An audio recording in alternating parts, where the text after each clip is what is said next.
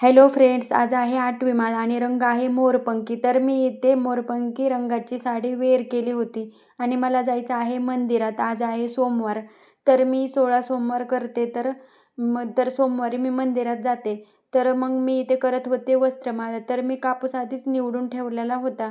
मग मी तोच निवडलेला कापूस घेऊन वस्त्रमाळ केली. तर त्या वस्त्रमाळला हळदी कुंकू लावून घेतलं आणि मला आता घ्यायचे होते नागिनीचे पानं. तर आमच्या दारासमोरच आहे नागिनीचा वेल आमच्या आईनं लावलेला.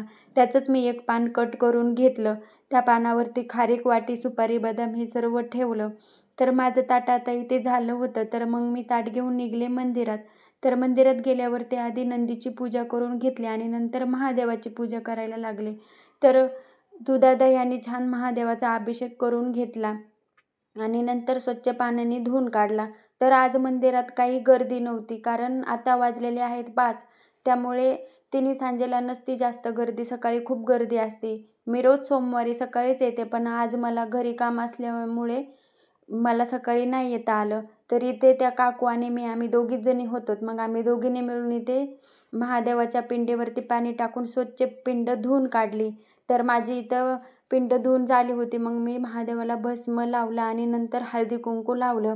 हळदी कुंकू लावून झाले की तांदूळ ते वाहिले आणि बेलपत्रे वाहिले. तर आज बेलपत्रे कमी होते म्हणून 5च होते, ते वाहिले आणि फुले ते वाहून घेतले आणि ते नागिनीच्या पानावरचे ते खारीक, वाटी, सुपारी, बदाम ते सर्व फळं ठेवून एक खडीसाखराचा खडा ठेवला आणि त्या पानाला पाणी फिरवलं. खडीसाखराचा हा नैवेद्य म्हणून ठेवला आणि इथं देवाला दिवा लावून घेतला. अगरबत्ती ते लावली. तर आता थोड्या वेळानं इथे गर्दी होईनच. खूप गर्दी असल्यावर म्हणजे पूजा नीट व्यवस्थित करता येत नाही. तर आल्याच होत्या 2 बायका इथे. तर मग मी लगेच इथे अगरबत्ती ते लावून घेतली आणि महादेवाची आरती करून घेतली. आरती ते म्हणली आणि लगेच देवाला नमस्कार करून घेतला. तर आता मग माझी पूजा ते झाली म्हणून मी आता निघले बाहेर, कारण ह्या बायकांना पण पूजा करायची होती. तर मग इथेच विठ्ठल रुक्माईचं मंदिर आहे. तर खूप छान सजवलं होतं नवरात्रामुळे. तर ह्यांची पण मग मी पूजा केली. विठ्ठल रुक्माईला हळदी कुंकू लावून घेतलं व त्यांना नमस्कार करून घेतला. तर भोलेश्वर मंदिरामध्ये हनुमानाचं पण मंदिर आहे, गणपतीचं पण मंदिर आहे आणि विठ्ठल रुक्माईचं पण मंदिर आहे.